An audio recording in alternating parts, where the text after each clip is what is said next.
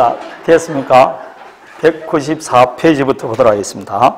지금 집합법을 하는데 집합법에 세 가지가 이제 문제가 된다 제가 그랬습니다. 그 세 가지가 먼저 건물에 대해서는 먼저 문제가 되는 게 전유부분이다 이렇게 말했습니다. 전유부분이란 구분소유권 객체가 되는 부분이 전유부분이다. 맞습니까? 구분소유권 객체가 되기 위해서는 객관적으로 구조상, 이용상 독립성이 있어야 되고 주관적으로 그 건물을 구분 건물로 하겠다는 의사를 외부에 표시하는 행위, 즉 구분행위가 있어야 된다 말했습니다.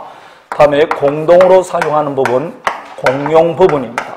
이 공용부분은 법정 공용부분과 효약상 공용부분이 있는데 이 공용부분은 원칙적으로 구분 소유자의 공유에 속한다. 공유 지분은 전유부분 면적비율에 따른다. 그러나 이 공용부분 지분도 역시 전유부분을 위해서 존재하니까 전유부분과 분리해서 처분할 수 없다. 다음에 이게 건물에 가는 것이고 건물을 사용하기 위해서는 토지를 사용해야 됩니다. 그게 대지 사용권이다. 그래서 대지 사용권은 소유권 외에 지상권, 전세권, 임차권도 된다고 그랬습니다. 이 대지도 한동 건물이 소지하는 대지 부분, 법정 대지, 그 외에 규약 대지가 있다 이렇게 말했습니다. 이 대지 지분 대지도 역시 구분 소유자의 공유에 속합니다. 그럼 이 대지 사용권도 역시 뭐와 일체성을 가져야 된다. 전유부분과 따라서 규약으로 달리 정하지 않는 한 전유부분과 분리해서 처분할 수 없다. 다만 분리 처분 금지를 선의로 물건을 체득한 제3자에게 대항하기 위해서는 등기해야 된다. 그렇게 말했습니다. 따라서 대지 사용권이 등기되면 전유부분과 분리해서 처분할 수 없기 때문에 대지 지분 등은 토지 등기부에 하지 않고 어디 한다? 건물 등기부, 표제부에 있다. 그렇게 말했습니다. 자, 여기에 세 가지가 이제 문제되는 게 요 공용 부분에 관한 겁니다. 자, 이 공용 부분을 지금까지 방금 누가 소유하느냐? 구분 소유자들의 공유에 속한다 했죠. 지금부터는 뭘 들어가느냐? 요 관리에 대해서 들어가는 겁니다. 전유부분 관리는 지가 알아서 할 것이고 나머지는 전부 다 어디에 관한 것이다?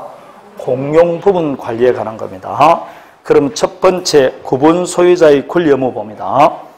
구분 소유자 공동 이익을 위한 제한되어 있는데 거기 보면 주거용 건물을 그 주거 외 용도로 사용해서는 안 된다. 내력별을 철거하지 말라 이런 거 있죠. 그건 다 아는 이야기들입니다. 다음에 여기에서 이제 공용 부분은 구분 소유자의 공유에 속한다 했죠. 그런데 우리 민법상 공유물에 관한 것은 공유는 사용 수익은 어떻게 합니까? 지분비율대로 하죠. 그러나 여기는 지분비율대로 사용하면 된다 안 된다? 안 됩니다. 용도에 따라 사용합니다. 그거는 기억해야 됩니다. 시험에 자주 나옵니다. 용도에 따라 사용한다. 다음에 다만 비용 분담이라든지 이익은 당연히 무슨 비율에 따른다? 지분이겠죠. 그래서 이익이나 의무는 당연히 지분 비율이다. 지분 비율은 무슨 비율에 따른다? 전유부분 면적 비율이라고 그랬습니다. 자, 그럼 공용 부분 관리입니다. 공용 부분 관리라는 결국 뭘 관리한다는 겁니까? 공유물 관리하는 거죠. 여러분, 공용 부분은 구분 소유자가 어디에 속한다고? 공유에 속한다니까. 그럼 공유물 관리와 같다니까. 따라서 통상 관리는 통상 집회 결의에 따른다. 즉 공유물 거기에 무슨 행위가 있다고 있죠. 말로 해서는 안 되고 공유물 관리 행위는 통상 집회 결의에 따른다 이 말입니다. 자, 그랬습니까? 통상 집회 결의란 가반수 찬성을 말합니다. 이때 가반수란 항상 구분 소유자 가반수 및 의결권 가반수 이렇게 됩니다. 방금 말할 때 공유물 사용은 뭐 한다 그랬죠? 지분비율대로 사용하는 게 아니고 용도에 따라 사용하지 않습니까? 지금 우리가 공유를 배운다니까 공유. 민법 공유하고 지금 다른 걸 배우지 않습니까? 민법은 언제든지 공유물 분할 청구할 수 있어 없어요? 여기는 공용 부분 분할 청구할 수 있어 없어요? 없다니까 분할 청구 안 된다니까. 이게 지금 민법과 다른 걸 지금 보고 있는 겁니다. 되겠습니까? 자, 관리행위는 통상이다. 그러나 보존행위는 각자가 할 수 있게 없게 있습니다. 보존행위는 여전히 각 공유자가 할 수가 있다. 즉, 각 구분 소유자가 각자가 할 수 있다. 이 뜻입니다. 여기에서 이제 문제되는 거 공용 부분 변경입니다. 공용 부분 변경은 통상이 아니고 뭐다? 4분의 3입니다. 공용 부분 변경은 4분의 3입니다. 단 두 가지 예외가 있습니다. 공용 부분 개량을 위한 것으로서 과다한 비용이 들지 않거나 휴양 콘도미니엄이면 공용 부분 변경은 통상 집회 결의하기만 하면 됩니다. 요 두 개는 4분의 3이 아니고 통상 집회 결의 이러면 됩니다. 자, 그러면 방금 구분 소유자들이 공용 부분 아니면 전유 부분을 사용할 때 건물 보존에 해로운 행위를 하지 말라 되어 있죠. 용도를 변경하지 말라, 내력벽을 철거하지 말라 그랬습니다. 그걸 위반했을 때 어떻게 할 거냐 이 말입니다. 그 위반한 게 대표적인 게 701호 사모님께서 갑자기 이걸 양계장으로 하려고 합니다. 아파트에 지금 뭐 하겠다고? 양계장 하려고 합니다. 하면 될까 안 될까요? 하게 되면 그 의무 위반이 아닙니까? 그걸 어떻게 할 것이냐? 4단계가 나옵니다. 의무 위반자에 대한 조치는 첫 번째 행위 정지정이 나옵니다. 여기 가장 먼저 하는 것입니다. 두 번째가 사용 금지 나옵니다. 다음에 경매 청구가 나와요. 다음에 여기에 계약 해지 및 명도 청구 이렇게 나갑니다. 첫 번째 이 의무 위반자에 대한 조치는 아무나 하는 게 아니고 예컨대 701호 옆집 사람이 아저씨 양계장 하지 마세요. 그거는 임미시원 이야기고 여기서 하는 건 아무나 하는 게 아니고 관리인이나 관리단 집회에서 지정된 구분 소유자가 하는 겁니다. 지금부터 말하는 건 이 두 사람이 하는 겁니다. 관리인이나 지정된 구분 소유자가 어떻게 행위를 하느냐. 만일 닭장을 설치할 것 같으면 하지 말라고 미리 예방을 청구하고 엘리베이터에 닭장 실어 가면 하지 말라고 정지 청구를 하고 닭장이 벌써 설치되어 있으면 제거해달라고 청구합니다. 가장 폭넓게 하는 겁니다. 예방, 정지, 결과 제거까지 다 하는 겁니다. 누구에게 하느냐? 그것은 구분 소유자가 위반했거나 반드시 아파트에는 구분 소유자만 사는 게 아니고 남한테 월세 줄 수도 있겠죠. 그러면 구분 소유자 아닌 점유자, 구분 소유자 아닌 점유자를 흔히 뭐라 그런다? 뭐 임차인이라든지 전세 사는 사람, 이런 사람입니다. 결국은 누가 위반했든 할 수가 있는 겁니다. 가장 그래서 누가 위반했든 간에 예방, 정지, 결과 제거를 청구하는데 그래도 계속 닭장을 설치하면 할 것이냐? 그럴 때는 두 가지가 나옵니다. 이제는 첫 번째, 그걸 위반하는 사람이 구분 소유자가 위반하느냐 아니면 구분 소유자 아닌 점유자가 위반하느냐. 구분 소유자 아닌 점유자는 방금 말하던 세입자 등이죠. 위반에 따라 다 달라집니다. 그럼 구분 소유자가 위반했을 때는 이 두 가지 나갑니다. 첫 번째, 아예 이 아파트를 일정 기간 사용을 못하게 하는 겁니다. 그럼 가부 입장에서는 소유권을 제한하는 거죠. 함부로 하면 돼, 안 돼? 안 됩니다. 이거는 사용을 금지하게 해달라고 뭘 제기한다? 소를 제기하는 겁니다. 그럼 그 사용 금지 결정은 누가 한다고? 법원에서 하는 겁니다. 우리가 하는 게 아니고 그 소를 제기하기 위해서는 관리단 집회 몇 번의 몇 결의가 있어야 된다? 4분의 3 결의가 있어야 된다는 겁니다. 자, 이것도 역시 아무나 하는 게 아니고 누가 하는 거라고? 관리인이나 관리단 집회에서 지정된 구분 소유자입니다. 항상 요거는 같습니다. 자, 이렇게 하는 겁니다. 그런데 사용금지 기간이 끝나고 나서도 계속 양계장 하면 어떻게 할 거냐? 그럼 이제는 팔고 나가는 수밖에 없습니다. 강제로 매각시키고 쫓아내버린 겁니다. 이것도 함부로 하면 돼, 안 돼? 안 되겠죠. 어디서 결정해야 된다? 법원에서. 그래서 법원에 경매가 하게 해달라고 법원에 소를 제기하는 겁니다. 소 제기하기 위해서는 관리단 집회 4분의 3 결의가 있어야 되고 법원에서 경매 판결이 나오겠죠. 그러면 판결 확정일로부터 몇 개월 이내? 6개월 이내 경매를 신청해야 됩니다. 만 6개월 지나면 판결의 효력은 소멸됩니다. 그래서 뒤에 보면 경매를 명하는 재판 확정일로부터 6개월에 경매 청구하라, 신청하라 이렇게 되어 있을 겁니다. 재판 확정일로부터 6개월입니다. 이것도 아무나 하는 게 아니고 누가 한다고? 그렇죠. 관리인이나 지정된 구분 소유자입니다. 다음에 방금 말하듯이 이걸 각 장을 이 건물 소유자가 아니고 세입자가 한다. 그럴 때 할 거냐? 그는 건물 소유자와 세입자 간에 임대차 계약을 맺었겠죠. 그 계약을 뭐 해버린다? 강제로 해지를 해버린 겁니다. 그리고 건물을 명도하고 나가라! 쫓아내는 거죠. 계약을 해지해버린 겁니다. 이것도 함부로 하면 돼? 안 돼? 안 되죠. 이거는 계약자의 원칙을 제한하는 것이니까 관리단 집회 몇 분의 몇? 4분의 3 결의가 있어야 됩니다. 역시 이것도 누가 한다? 관리인이나 관리단 집회에서 지정된 구분 소유자가 하는 겁니다. 이렇게 의무위반자에 대한 조치 4가지가 있는데 결국은 의무위반자에 대한 조치 그러면 몇 분의 몇이다? 4분의 3 그러면 됩니다. 그리고 2가지 사용건지와 경매 청구는 구분 소유자에게 하는 겁니다. 그리고 법원에서 결정한다는 겁니다. 이해되겠습니까? 자, 다음에 거기에 밑에 판례 1번을 보면 집합 건물에서 예컨대 상가 건물입니다. 상가 건물은 업종 준수 의무가 있죠. 예컨대 보통 상가를 분양할 때 업종을 지정해서 하지 않습니까? 빵집 하나 이렇게 합니다. 그걸 위반했다. 그럼 단전 단수할 수 있다는 규약을 정합니다. 그 규약은 유효다 무효다? 유효라는 게 판례입니다. 단전 단수할 수 있다는 규정은 유효다 이렇게 되어 있습니다. 다음에 이제 집합 건물의 본격적인 뭐가 들어간다? 관리 들어갑니다. 이 관리에는 이제 흔히 말하던 기관이 4가지가 있습니다. 그 기관을 지금 외우는 수밖에 없습니다. 그 기관에는 첫 번째 뭐가 있다? 관리단. 이 관리단이 유명무실하니까 나온 게 관리위원회 나온 거 아닙니까? 그리고 관리단을 대표하고 대내적으로 집합 건물을 관리하는 사람 관리인이 나올 겁니다. 옛날에는 이 관리위원회가 없었어요. 근데 여기 이제 추가 들어왔기 때문에 이제는 5종류로 하면 될 겁니다. 다음에 관리단의 자치법규인 규약, 마지막에 관리단 집회 이렇게 있습니다.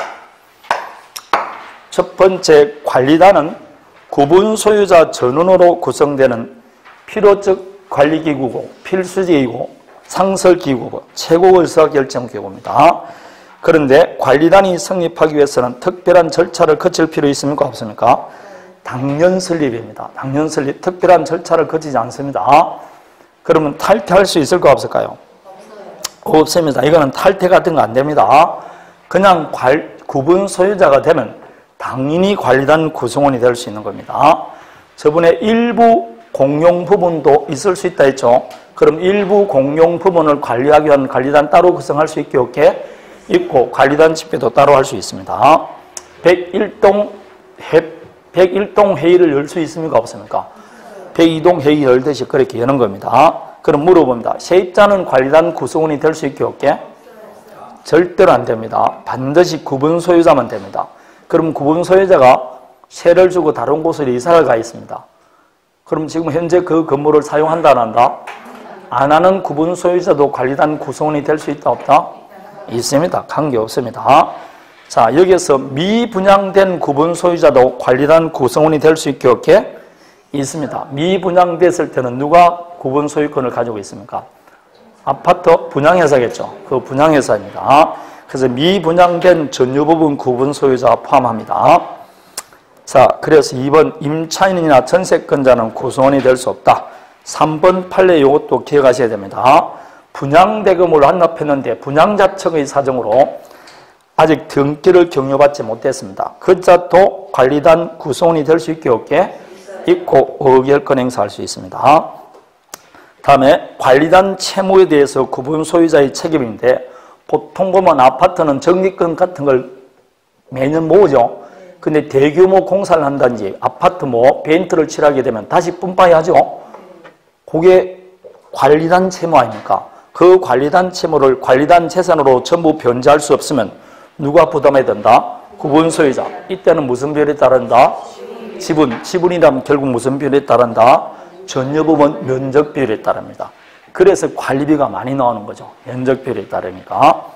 그런데 이 관리단은 여러분 구분 소유자 전원으로 구성되기 때문에 사실상 관리단 집회하면 다 나온다 안 나온다? 그 아파트 사는 사람도 안 나오는데 뭔가 다른 곳에 가가지고 있는 사람들 오겠느냐고 완전히 유명무실했어요. 그래서 3년 전에 드디어 이제 뭐 하나 나왔냐?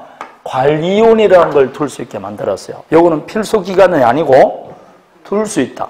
규약에 정하는 경우는 둘 수 있다라고 되어 있습니다. 근데 지금은 다 규약으로 두는 것으로 되어 있습니다.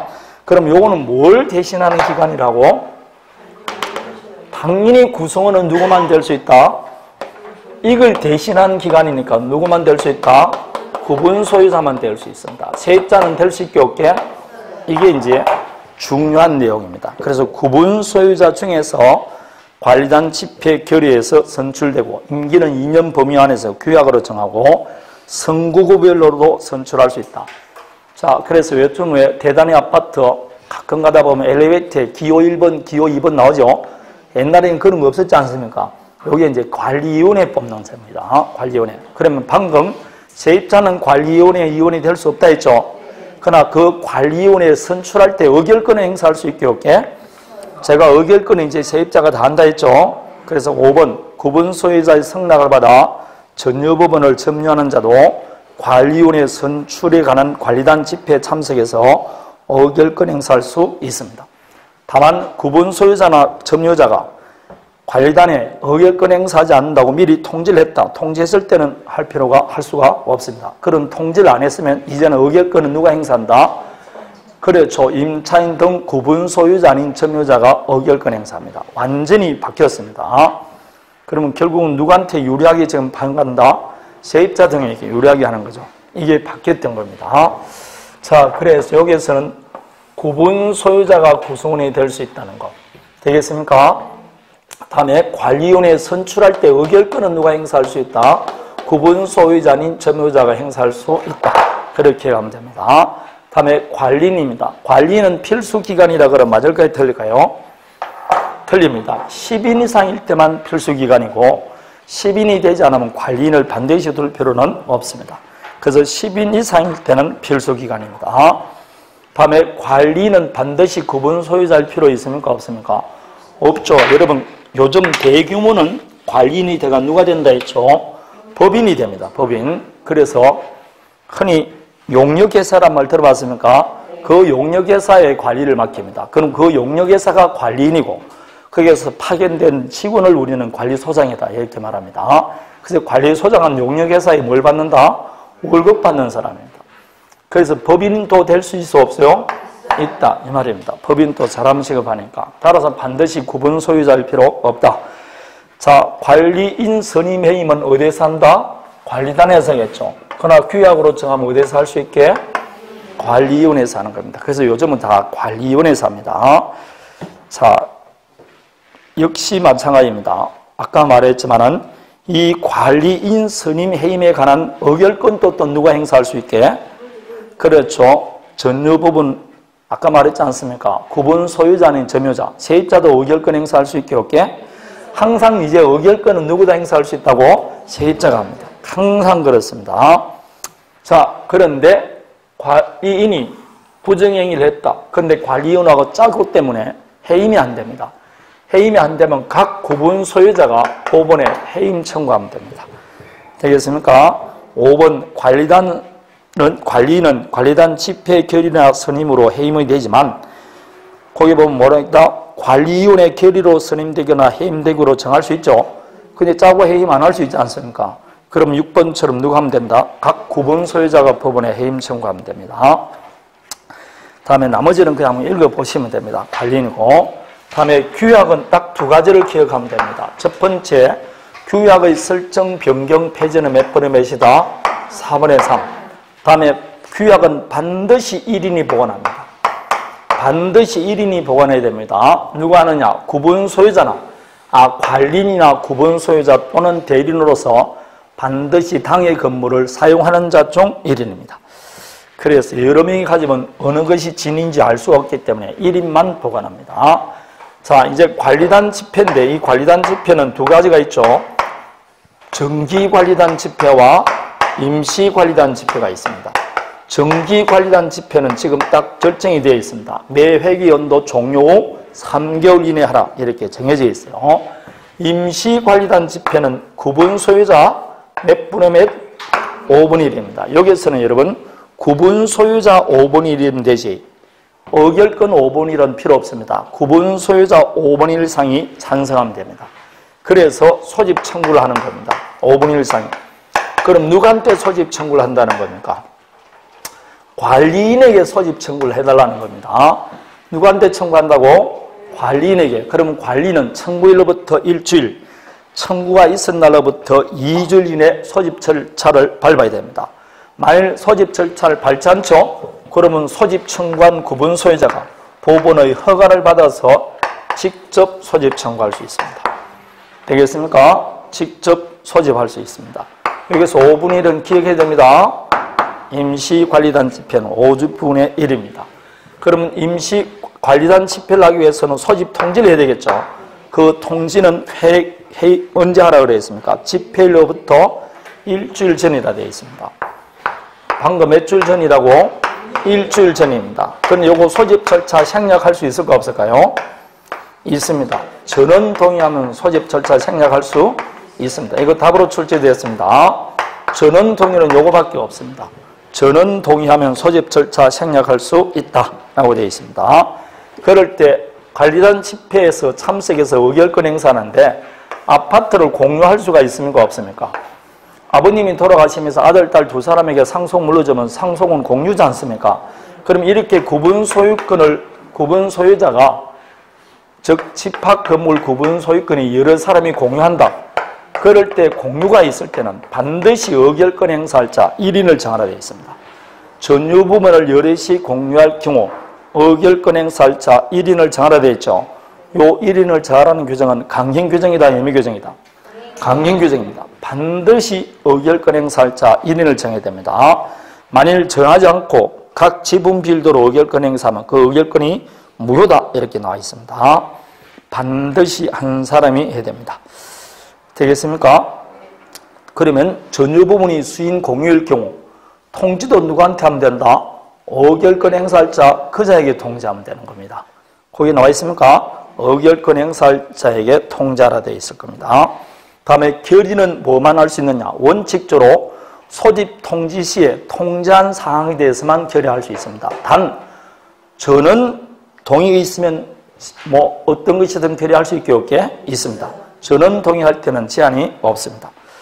그 전원 동의가 각각 2개 나오는 겁니다. 그게. 다음에 의결권은 당연히 지분 비율에 따르고 의결은 반드시 뭐 구두로 할 필요 없고 서면 전자적 방법 또는 대리인을 통해서도 할 수 있게 없게 있습니다. 대리인을 통해서도 할 수 있습니다. 다음에 2번 아까 강행 규정이라 했습니다. 다음에 만일 여러분 아파트 101동 동대표가 있죠. 요번에 결의를 하는데 아파트 101동에 사는 사람들이 관리단 집회에 참석하기 어려우면 동대표에게 의결권, 대리권 줄 수 있어 없어요? 이렇게 대리권 줄 수 있습니다. 그래서 3번 구분 소유자들은 미리 그들 중 1인을 대리인으로 정해서 관리단에 신고하는 경우 그 대리인이 해당 구분 소유자들 대리해서 의결권 행사합니다. 그러면 여러 장 한꺼번에 지가 행사하는 거죠. 할 수 있습니까 없습니까? 있습니다. 그럼 지금 의결권 행사할 때 방금 자 보통 통상 집회 결의의 경우는 제가 뭐라 그랬죠? 통상 집회는 가반수라 그랬습니다. 맞습니까? 그러면 지금 특별 의결 정족수를 봅니다. 통상 의결 정족수는 가반수라 그랬죠? 가반수가 아닌 특별 의결 정족수를 볼 것 같으면 첫 번째 방금 말했대 정원은 동의 표할 때가 있어 없어요? 2가지가 있었죠. 관리단 집회는 일주일 전에 소집 통지를 하는데 전원 동의하면 소집 절차 생략할 수 있고 결의도 원칙적으로 소집 통지된 사항에만 결의할 수 있는데 전원 동의하면 제한 없이 결의할 수 있다라고 말했습니다. 다음은 5분의 1이 필요한 곳이 있어요. 임시관리단 집회입니다. 맞습니까? 자, 그러면 이제 4분의 3이 필요한 곳이 있어요. 오른쪽 박스에 보면 나옵니다. 4분의 3은 제가 아까 공용 부분 변경은 4분의 3이라고 그랬습니다. 맞습니까? 두 번째 규약의 설정 변경 폐지도 4분의 3이었고 다음에 의무 위반자에 대한 조치도 몇 분의 몇이었다? 아까 의무 위반자에 대한 조치 여기 다 4분의 3이었지 않습니까? 그렇게 오시면 됩니다. 다음에 아예 제일 많은 5분의 4가 있습니다. 그 5분의 4는 첫 번째 뭐로 되어 있다? 2번을 보십시오. 재건축입니다. 이렇게 재건축 결의하거나 아니면 재건축 결의사항을 변경할 때 두 번째 좀 이따 배울 겁니다. 건물 가격 2분의 1 이상이 멸실됐을 때의 재복구. 다음에 방금 이렇게 결의를 5분의 1도 있고 4분의 3도 있고 다 그렇지 않습니까? 이 모든 결의는 여러분 관리단 집회에서 참석해야 되는데 관리단 집회에 사람들이 나옵니까? 안 나옵니까? 안 나오죠. 그럼 모든 결의를 관리단 집회 결의를 하지 말고 서명 결의로 대체할 수 있게 할게. 그 서명 결의로 대체할 때는 몇 번에 몇? 5분의 3입니다. 거기 1번입니다. 그래서 모든 결의는 뭐로 대체할 수 있다고? 그렇죠. 5분의 4 이상이 합의하면 서명 결의를 할 수 있습니다. 따라서 서명 결의하면 따로 관리단 집회 결의할 필요 있어? 관리단 집회 개최할 필요 있어? 없어요? 없습니다. 그러니까 요즘은 다 서명 결의합니까? 안 합니까? 100% 서명 결의하지 여러분. 그게 대단 아파트 다른 모이지도 안 하지 않습니까? 그래서 동대표가 항상 사인하는 게 그게 서명 결의고 그게 제일 많이 서명 결의할 때 사인 받는 게 재건축할 때 아닙니까? 재건축에서 한 사람 불참하는 사람에게 계속 가가지고 사인해달라고 그러잖아. 그게 다 무슨 결의라고? 서명 결의입니다. 다음에 구분 소유자인 점유자의 의결권, 요거 별표하고 외우세요. 이때까지는 의결권이 없었는데 지금 의결권 행사할 수 있습니다. 1번 아까 의결권 행사할 수 있다 했죠. 모든 의결권은 누가 행사할 수 있다고 이제? 구분 소유자인 점유자가 할 수 있습니다. 단 제한이 있습니다. 2번 구분 소유자와 점유자가 달리 정한다는 것은 의결권 행사할 수 없다고 정해서 통지를 했거나 아니면 해당 구분 소유자의 권리 의무에 특별히 영향을 미치는 사항을 결정하기 위한 집회는 함부로 하면 안 되겠죠. 그럴 때는 사전에 구분 소유자 승낙을 얻어야 됩니다. 그거 외에는 다 자유롭게 의결권 행사할 수 있습니다. 자, 다음에 만일 관리단 집회에서 규례했는데 그것이 법령이 위반했다. 그럼 취소해달라고 소제기할 수 있습니다. 이 소는 결의 한 날로부터 1년, 안 날로부터 6개월 행사한다. 199페이지 제일 밑에 나와 있죠. 6개월, 1년 그 정도는 기억하셔야 됩니다. 6개월, 1년 정도는 기억해야 된다. 자, 다음에 하나 볼 게 있습니다. 뭐냐면 아파트라든지 아니면 상가가 있을 경우 한 건물에 구분 소유자가 여러 개 소유할 수 있을까 없을까요? 여러 개 소유하겠죠. 그럴 때 서명 결의할 때 이 사람을 한 사람으로 봐야 될까요? 여러 사람으로 볼까요? 그렇죠. 200페이지 그게 판례가 있을 겁니다. 그 판례를 보면 2번 판례 두 번째 2번 판례 보십시오. 구분 소유자 서명 결의를 수를 계산함에 있어서 한 사람이 수개의 구분 건물을 소유하는 경우 이를 1인의 구분 소유자로 보라 되어 있습니다. 제 말이 아니고 누구의 말씀이다? 판례의 말씀입니다. 그래서 집합 건물 내 수개의 건물을 소유하면 1인의 구분 소유자로 봅니다. 다음에 자 상가를 분양합니다. 그럼 분양회사가 분양을 할 때 업종을 제한해서 분양할 수 있을까 없을까요? 그래서 업종을 제한해서 분양을 했어요. 그럼 업종 제한을 했으면 이 구분 소유자는 물론이고 그로부터 임차인도 분양 업종 제한을 준수해야 된다 안 해야 된다? 당연히 준수해야 됩니다. 그런데 이제는 구분 소유자가 누굽니까? A, B, C가 구분 소유자입니다. 그러면 구분 소유자들이 다시 자기들이 관리단 집회를 통해서 업종 제한을 변경할 수 있을까 없을까요? 있습니다. 이제는 분양회사와 관계가 없지 않습니까? 그래서 1번 판례 집합 건물인 상가 건물에 관리단이 설립한 이후 관리단 뭐를 통해서? 규약을 통해서 분양계약 등에서 정한 업종 제한을 사후에 변경할 수 있게 없게 있습니다. 따라서 관리단 집회에서 규약을 만들겠죠. 그 규약을 통해서 업종을 변경할 수 있게 없게 있습니다. 그런데 이 변경하기 위한 집회 결의할 때 자, 구분 소유자 있고 구분 소유자인 점유자가 있겠죠. 흔히 세입자입니다. 이 세입자들이 참석해서 의결권 행사할 수 있냐 이 문제가 생깁니다. 거기 보면 임차인 등 제3자가 아닌 누구 하라고?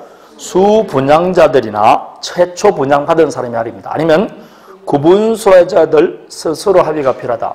이 말은 원칙적으로 누가 변경해서는 안 된다고? 세입자가 용도 변경을 해서는 안 돼요. 그건 말이 안 맞지 않습니까? 누가 해야 된다고? 구분 소유자, 그 소유자가 해야 된다는 겁니다. 원칙적으로 누가 해야 된다고? 변경할 수는 있지만 변경할 때는 누구 합의가 필요하다고? 구분 소유자 합의가 필요합니다. 세입자나 문제 안 돼? 안 됩니다. 다만 구분 소유자가 세입자에게 미리 사전에 의결권을 위임해 줄 수는 있습니까? 없습니까? 그럴 때는 의결권 행사할 수 있습니다. 그게 2번 이야기입니다. 수분양자가 임차인 등에게 사전적 포괄적으로 의결권을 위임하거나 아니면 대리권을 줬을 때는 가능합니다. 그러지 않으면 누구는 의결권 행사해서는 안 된다고? 세입자 등은 해서는 아니 됩니다. 자, 그게 업종 제한 변경에 관한 이야기입니다. 자, 여기까지가 관리에 관한 것이 다 맞췄습니다. 이제는 재건축이 남았는데, 이게 재건축이 옛날에는 시험에 굉장히 많이 나오는데 지금 한 4년간 시험에 전혀 출제가 안 되고 있습니다. 왜냐하면 여러분 공법 시간에 재건축이라는 걸 배우게 안 배우게? 배웁니다. 이게 옛날에는 없었는데 지금 이게 이제 여기보다는 더 가중된 의결 정족수입니다.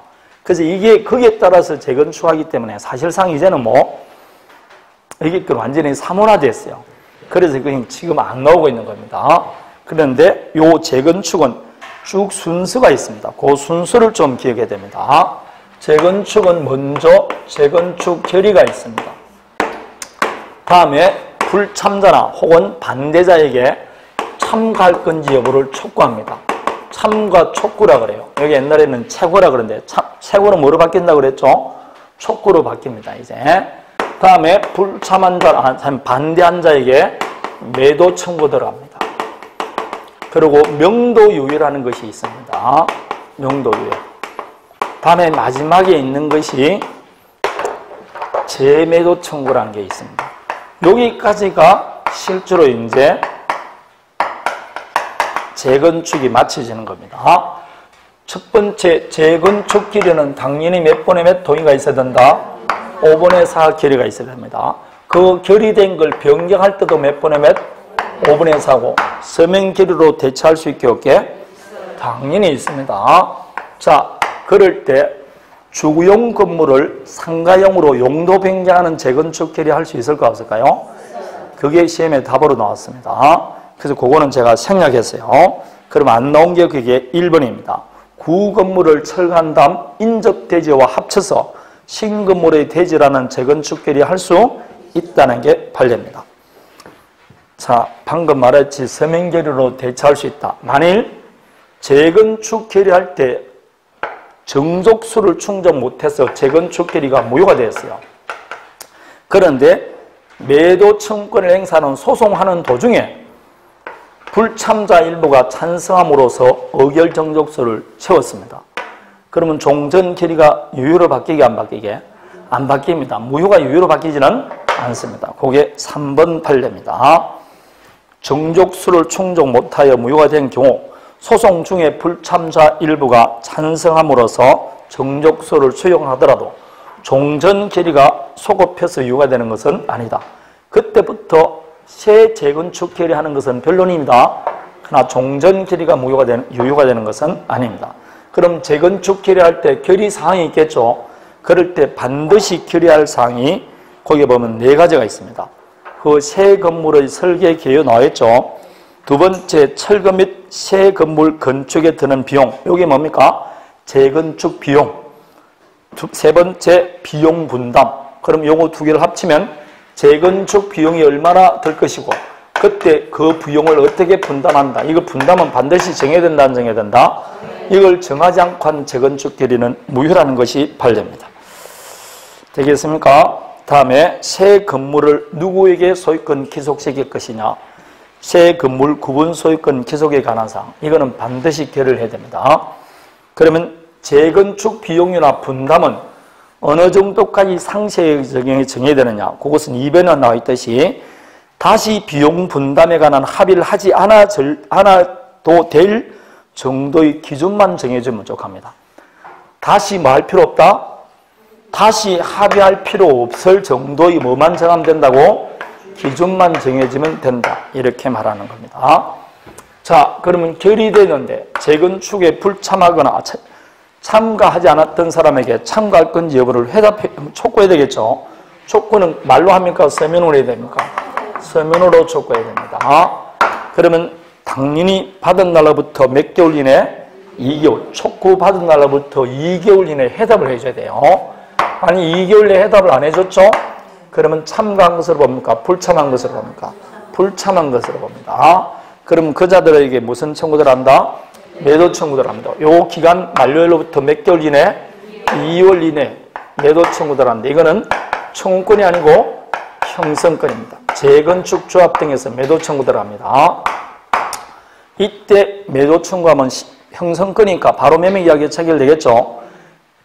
구분 건물 및 대지권 매도 청구하는데 이때 매매 가격은 노후화된 가격이 아니고 개발이익이 포함된 시가를 말합니다. 개발이익이 포함된 시가입니다. 따라서 여러분 서울 천호동 그쪽에 올림픽 공원 옆에 보면 둔촌 아파트라고 대단히 남아있죠. 우리나라만 남아있는 마지막 서울의 대단지입니다. 여기는 여러분 거실이라든지 안방에 밑에 마루에 보일러가 안 깔려져 있습니다. 이건 어떤 가격인가 하면 옆에 보면 라제타고 들어봤습니까? 이렇게 된 거 있지 않습니까? 칙칙칙칙칙 하면 이게 들어오면 됩니다. 그 아파트가 있어요. 엄청나게 대단지입니다. 뭐 테니스장 있고 안에 산이 하나 있을 정도니까 산이 몇 개 있을 정도로 자연스럽게 만들어졌습니다. 그 7층, 뭐 8층 여러밖에 안 됩니다. 복도식인데 이거는 옛날에는 쓰레기를 어떻게 하냐면 북에서 땅 열면 있잖아요. 집어넣고 풍 들어간 거 있죠. 그 아파트예요. 그 아파트입니다. 그러면 지금 위층으로 올라갈 강남이니까 위로 30층 올리면 엄청난 수익이 나겠죠. 그래서 18평형 뭐 21평형 되는데 18평형이 8억 정도 나오고 그렇습니다. 집이 8억 정도 나갑니다. 21평 한때는 10m까지 나갔습니다. 재건축하는 데 그렇습니다. 이게 언제부터 재건축? 여러분 생각하면 이건 벌써 재건축해야 된다 안 해야 된다? 지금 라이에이터 나오는 이 집이 여러분 재건축 안 한다는 게 말이 맞습니까? 근데 왜 지금까지 못하고 있냐? 그게 여러분 대통령 바뀔 때마다 다음에 서울시장 바뀔 때마다 계속 제한을 두니까 안 맞는 겁니다. 이게 재건축이 일찍 잘 되었으면 부동산 가격이 그렇게 상승하지 않았을 건데 이게 실패해서 그런 거예요. 지금은 이제 완전히 한다고 그러는데 뭐 그러니까 이익을 못 받기 위해서 뭐 재건축 허가할 때 거기 임대아파트를 일정 뭐 임대아파트를 주지 않으면 재건축 못한다 했으니까 결의가 안 되고 다음에 뭐 몇 층 이하 그러니까 평수 나아지는 걸 하라 그러는데 그것도 동을 따라서 하는 게 아니고 한 동 중간에 뭐라고 임대아파트 집어넣고 이렇게 하려니까 그 집가 떨어진다고 또 뭐라고 계속 이렇게 서울시라든지 대통령이 제안을 뒀던 겁니다. 그래 지금 못하고 있는 거죠. 이번에는 한다고 그러는지 모릅니다. 그래 지금 편법으로 다시 공사해가지고 밑에 보일러 까는 사람도 있습니다. 실제로 그러면 안 되겠죠. 그런 데도 있습니다. 일단 칙칙칙칙칙 그런 데입니다. 복도식입니다. 거기는 아파트 지하실이 없어요. 왜냐하면 그때 시대로는 차가 그 정도로 없었으니까. 그래서 아파트 지하실은 대평으로 만들어놨어요. 원래 아파트는 대피이지 않습니까? 그래서 지금 거기를 운동시설을 만들어놨고 그냥 사용하고 있어요. 거기 안에 있는 테니스장이 수천여 개가 이렇게 됩니다. 이 테니스장, 여기서 전 대통령이 테니스 치다가 뭐 어쩌고저쩌고 했던 데가 여기 아닙니까? 자, 그런 문제입니다. 개발이익이 포함된 시가라고. 10몇 억씩 나가는 그런 겁니다. 자, 그러면 매도 청구 들어왔다. 그런데 101호에 사는 사모님 값은 재건축 비용이 없어. 그럼 왜 아파트가 여러분 10억 나간지 아십니까? 여기는 평수가 대지가 넓고 위로 올라가는 평수가 7, 8층밖에 안 되니까 엄청난 뭐가 나온다고? 이익이 되는 겁니다. 여기 있는 사람 지금 돈 한 푼도 안 들이더라도 집 하나를 살 수 있으니까 그러니까 그만큼 나가는 겁니다. 30층 이렇게 되면 이제는 재건축 하더라도 돈 돼? 이익 돼? 안 돼? 안 되죠. 30층을 허물고 다시 지는데 뭐가 돈이 남습니까? 이제는 재건축 끝난 겁니다. 28층 이상 된 모든 아파트는 이제 재건축이라는 건 없어요. 재건축은 무조건 자기가 돈 부담해야 된다, 안 해야 된다? 이제는 재건축 반대하는 사람밖에 없습니다. 왜냐면 이거 철 가는데 철거 비용이 엄청나게 많이 들어갑니다. 철거 비용 자체가 들어가고 다시 28층 이상은 신축해야 하나씩 분배가 될 거 아닙니까? 그건 더우째 원리를 가지고 분배를 하겠냐고. 그러니까 엄청나게 돈 많이 들어가는 거죠. 그래서 4, 50년 지나면 이게 이제 아파트 풍경이 달라진다니까. 시에서는 계속 뭐하라 그러고 재건축하라 그러고 여기는 가난한 사람 못 가겠다. 그럼 안전진단이 문제되면 이제 이게 돈을 주고 또 내보낼 수밖에 없는 이런 결론이 나옵니다. 그래 되는 겁니다. 그래서 갑은 돈이 없어서 재건축 반대했습니다. 그래서 매도 청구해서 대금 다 줬어요. 대금 다 주면 나가야 된다 안 나가야 된다? 나가야 되는데 이 갑이 생계 유지가 곤란하고 지금 당장 명도하지 않더라도 재건축 수행에 지장이 없다. 그럴 때는 법원에 명도를 유예해달라고 청구할 수 있어요. 그럼 법원에서는 몇 년 범위 안에서 1년 범위 안에서 명도 유예를 해줄 수 있습니다. 그럼 그 기간 동안 집 안 배워줘도 된다는 뜻이죠. 그래서 재건축하는 아파트에 보면 다 나갔는데 2층에 불이 하나 딱 켜진 데가 있어. 무시무시하게 촛불 켜놓고 있어. 그 사람이 뭐라고? 명도 유예받은 사람. 명도 유예받은 사람. 그럼 그 기간이 끝났다. 나가야 되겠죠. 나가서 재건축이 잘 되는지 2년 뒤에 찾아와 보니까 얘라 재건축 기일로부터 2년이 지났는데 아직 건물 철거가 안 되어 있습니다. 그러면 2년 내에 철거 공사가 착수되지 않으면 그 기간 끝난 날로부터 몇 개월 이내? 6월 이내는 재매도 청구할 수 있습니다. 결일로부터 몇 년 이내? 2년 이내 철거 공사 착수하지 않으면 그렇습니다. 단 착수되지 않았는데 타당한 이유가 있을 때는 그러하지 아니하다. 그러나 타당한 이유가 없어진 날로부터 다시 몇 개월 이내? 6월 이내 철거 공사가 착수되지 않으면 여전히 매도 청구할 수 있습니다. 자, 여기까지가 재건축 결의 순서인데 여기는 외워야 될 게 있습니다. 5번의 4 서면 2월 내 불참한 것으로 본다. 매도 청구를 한다. 1년, 2년, 6개월 이런 것들이 나온다고. 이걸 일단 여러분이 암기할 수밖에 없습니다. 순서에 따라. 다음에 건물 멸실입니다. 멸실은 우리가 저번에 우면산에서 산사태가 났었죠. 그래서 건물 일부, 집합 건물 일부가 멸실된 겁니다. 그럴 때 복구를 어떻게 할 거냐. 전유 부분이 문제고 전유 부분은 지가 부담하는 건데 공용 부분 복구가 문제되는 겁니다. 그럴 때 건물 가격 2분의 1 이하가 멸실됐다. 그럼 각자가 복구하면 돼요. 각 구분 소유자가 그냥 복구하면 됩니다. 다만 복구할 때 그 비용 중에서 전유 부분은 누가 부담해야 된다? 지가 부담해야지. 자기 집이니까. 공용 부분은 지가 부담하면 안 되겠죠? 다른 구분 소유자에게 지분 비율대로 상환 청구할 수 있습니다. 그런데 2분의 1 이상이다. 여러분 건물이 2분의 1 이상 멸실돼서 복구하면 재건축과 같아요. 막대한 자금이 들어갑니다. 그 이거는 재건축과 같이 몇 번에 몇? 5분의 4 결의가 있어야 돼요. 5분의 4 결의가 있어야만이 공용 부분 복구 결의할 수 있습니다. 자, 여기까지가 집합법에 있는 관리 내용입니다. 관리 내용. 상세히 다 했습니다.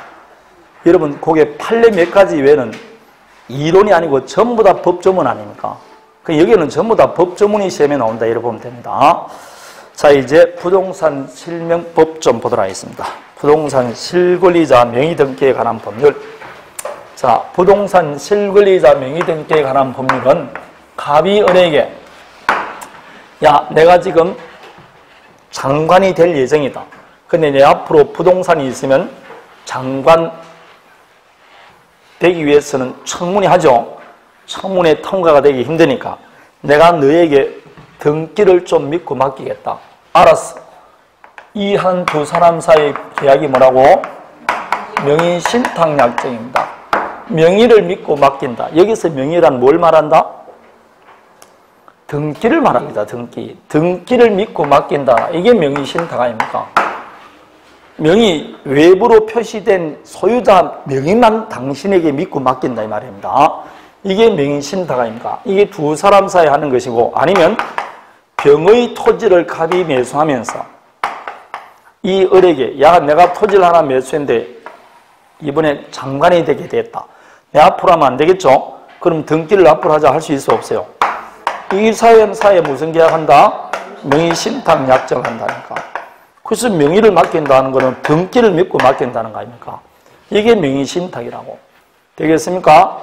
야 이번에 내가 건물을 하나 토지를 매수하고 싶은데 내가 장관 될 예정이지 않느냐? 내 앞으로 하면 곤란하니까 내가 돈 주니까 너 이름으로 매매해라. 그리고 돈 주고 두 사람 사이 무슨 신탁한다고? 이게 명의신탁이라고. 등기를 믿고 맡긴다 이 뜻입니다. 되겠습니까? 그럼 등기만 믿고 맡기니까 두 사람 사이, 이만 대내적입니다. 대내적이란 누구누구다? 갑과 을 사이에는 소유자가 누굽니까? 여전히 갑이 소유자다 이 말입니다. 그러나 대외적으로 누가 소유자라고? 대외적으로는 소유자가 을이 소유자가 된다 이 뜻입니다. 그게 명의신탁입니다. 그러면 당연히 여기에 소유권을 가지고 여기에 소유권을 가지니까 두 사람 사이엔 소유자가 누구라고? 갑. 그러니까 당연히 처분도 누가 한다? 갑이 하는 거죠. 사용수익도 누가 한다고? 갑이 하는 겁니다. 사용수익 갑이 합니다. 그래서 우리가 저번에 주택임대차 할 때 누구하고 임대차 계약하면 명의신탁자와 임대차 계약을 하게 되면 그 임차권도 적법한 임차권이죠. 따라서 요 임차권자도 입주와 전입 신고라는 대항 요건을 갖추면 요 대항력을 누구한테도 주장할 수 있다? 수탁자에게도 주장할 수 있다고 그랬잖아. 그리고 수탁자가 나중에 최종 소유권을 취득하면 임대인씨를 수탁자가 승계한다. 그랬습니다. 다 할 수 있다 이 말입니다. 그냥 두 사람 사이에는 소유자가 누구라고? 신탁자가 소유자입니다. 그러면 수탁자 을이 점유를 해봤자 이 점유는 무슨 점유다? 타주 점유입니다. 소유자가 갑이 있다는 전자이사니까 따라서 비록 을 앞으로 등기되어 있고 지가 10년간 점유하더라도 등기부 취득시 할 수 있어 없어요? 없어요. 점유 취득시도 안 되고 등기부 취득시도 안 됩니다. 왜냐? 타주 점유니까. 그러면 이 을이 사망했어요. 사망하게 되면 상속인은 피상속인의 점유를 떠나 자기만의 점유를 주장 못하니까 여전히 무슨 점유? 타주 점유입니다. 따라서 상속인도 시효치도 안 되고 신탁자와 상속인 사이에 계속해서 명의신탁 관계가 존재하는 것으로 봅니다. 상속인과의 사이도 명의신탁이 존재합니다.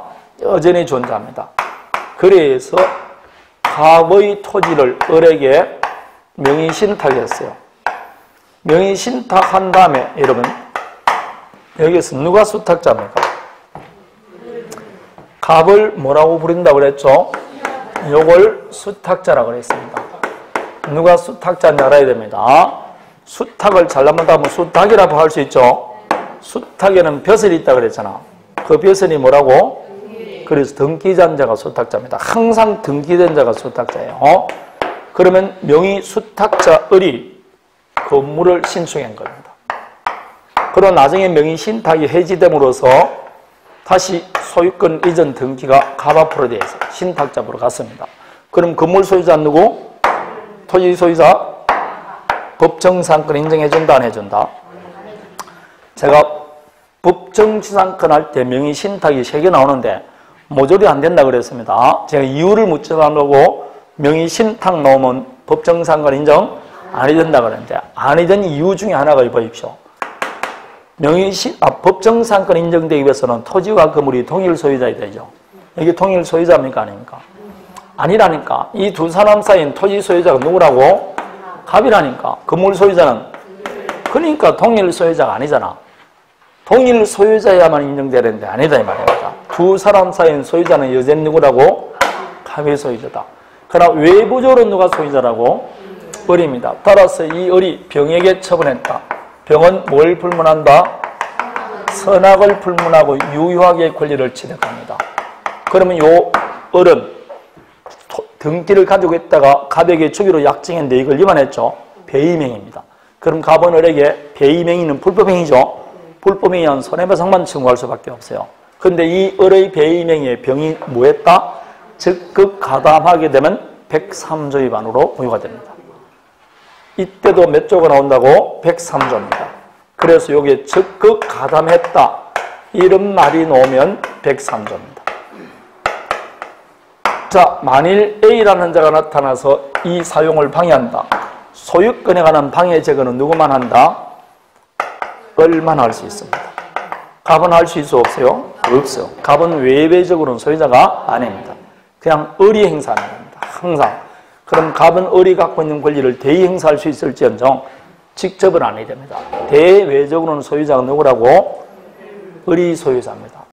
을이 소유자. 그리고 나중에 갑과 을은 당신과 나 사이에 맺었던 명의신탁 계약을 뭐하고? 해지하고. 소유자가 누구니까? 갑이니까. 소유권에 관해서 이전 등기 청구합니다. 지금 소유권은 갑에게 있습니까? 을에게 있습니까? 예? 소유권은 갑에게 있어요? 을에게 있어요? 을에게 있기는 뭘, 을에게 지금 시커먼 공부를 하고 있구만, 지금. 뭐, 갑에게 있다고 지금 하고, 갑에게 있다고 지금 시커먼 하고 있잖아, 지금, 갑에게. 두 사람 사이는 소유자 누구라고? 근데 뭘 을 그러냐고, 지금. 그러니까, 너와 나 사이에 맺었던 뭘 해지하고? 명의신탁을 계약을 해지하고, 내가 뭐니까? 소유자니까. 내가 소유자니까 이전 등기해달라, 이렇게 청구하는 거 아닙니까? 소유권이 갑에게 있지, 무슨 을에게 있어요. 따라서 이거는 소멸시효 걸린다, 안 걸린다? 안 걸린 이유가 이 등기 청구권은 무슨 청구권? 그렇죠. 물권적 청구권이니까 소멸시효 걸리지 않는다 이 말입니다. 소유자가 갑이라니까. 갑. 이게 명의신탁입니다. 근데 이 명의신탁을 지금 하면 돼, 안 돼? 안 돼. 실명법이 나왔지 않습니까? 실명법 4조를 보면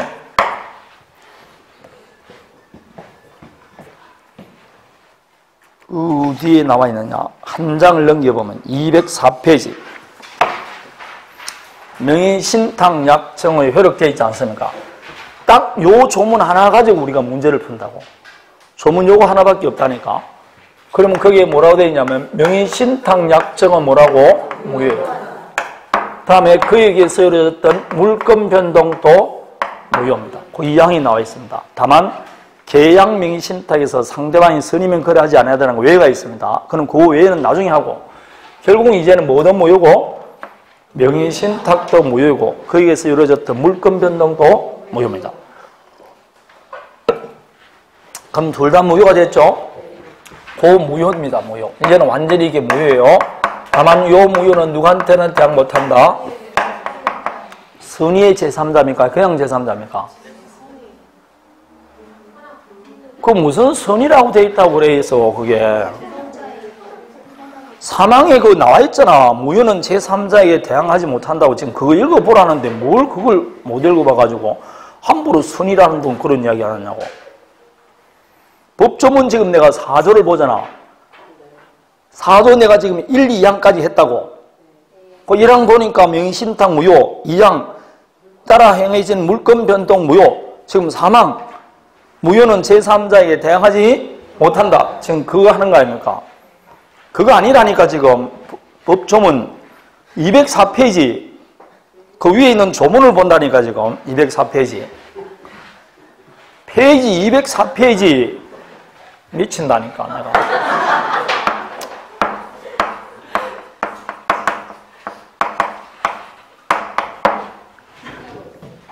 이 명의신탁 약정 물권 변동 무효도 제3자에게 대항하지 못한다. 이렇게 되어 있습니다. 그래서 지금은 명의신탁을 못하게 되어 있어요. 누구든지 못하는 게 원칙입니다. 그래서 실명법 하에서는 명의신탁을 하면 다 무효가 됩니다. 그런데 실명법 하에서도 외적으로 명의신탁을 허용하는 경우가 있어요. 거기에 몇 가지가 있다? 3가지입니다. 종중이라든지 배우자라든지 종교단체입니다. 그럼 만일 시험 문제 종중갑이 종은 을에게 명의신탁을 한 경우 아래 설명 중 옳은 것 틀린 것 그러면 무슨 문제를 풀어야 됩니까? 방금 말했던 이걸 풀어야 돼요. 이게 여전히 적용됩니다. 왜냐하고 이거는 유효적으로 명의신탁을 허용한다니까. 허용하니까 옛날 이론이 그대로 적용되게 안 되게 적용됩니다. 그래서 도로 앞으로 가보면 그게 203페이지 명의신탁이 유효한 경우의 법률관계라고 나와 있습니까? 이게 방금 내가 설명했던 이 내용이에요. 그리고 이 내용을 왜 집어넣냐? 필요 없는 게 아니고 지금도 사용돼 안 돼? 된다. 어디에만 사용된다? 종중, 배우자, 종교단체, 탈세 등의 목적이 없을 때는 요 3가지는 이가 그대로 인정됩니다. 필요 없는 규정이 아니고 인정되는 규정입니다. 되겠습니까? 자, 그러면 다시 이 3가지를 제외하고는 명의신탁하면 돼? 안 돼? 안 됩니다. 다음에 명의신탁인 것처럼 보이는데 아예 명의신탁에 해당되지 않는 게 4가지가 있습니다. 그게 저번 주에 배웠던 가등기담보나 양도담보. 다음에 신탁법이라고 아십니까? 이거는 신탁법이라는 법이 정식으로 있죠. 그 신탁법에 의한 신탁은 명의신탁으로 보지 않습니다. 이거는 등기부에 신탁의 목적이 기재되어 있어요. 실제로 소유권 이전 등을 응용합니다. 다음에 마지막에 우리가 구분 소유적 공유 관계라고 들어봤습니까? 위치와 면적을 특정해서 소유하기로 약정하면서 외부적 형식만 공유 등기하는 것. 그걸 다음 말하면 상호 명의신탁입니다. 이 명의신탁은 명의신탁으로 본다 안 본다? 안 봅니다. 그래서 우리 시험에 두 번이 출제되는데 다음 중 명의신탁에 해당되지 않는 것 해가지고 나왔는데 종중간의 명의신탁이 나왔어요. 명의신탁이게 아니게. 다음 중 명의신탁에 해당되지 않는 것 나왔습니다. 종중의 명의신탁입니다. 명의신탁이 아니에요. 지금까지 또 헷갈리죠. 명의신탁이 맞다니까 이 세 가지는 이거는 명의신탁이 맞고 외적으로 허용할 뿐이니까 이거는 명의신탁으로 보지를 않는 거라고. 그래서 이거는 명의신탁이 맞다고. 지발 맞다고 명의신탁이. 외적으로 허용할 뿐이지. 그래서 이게 계속 틀립니다, 여러분. 종중, 배우자, 종교단체는 법령 등의 제한이 탈시 등의 목적이 없을 때는 인정합니다. 그럼 명의신탁이 아닌 게 아니라니까. 그러나 방금 말하던 세 가지는 뭐라 보지 않는다? 아예 명의신탁으로 보지 않는 것들입니다. 그러면 지금부터 요 4조를 가지고 문제를 푸는 겁니다. 여러분 뒤로 딱 넘겨보면 204페이지부터 부동산 실명법 위반의 명의신탁 효력 나와있죠. 그 수많은 이론이 여러분 새로 법조문이 있는 게 아니고 방금 그 4조를 보고 이렇게 이론을 만드는 거라니까 이게 4조를 가지고. 자, 그러면 명의신탁 좀 세트할까요? 세트합니다.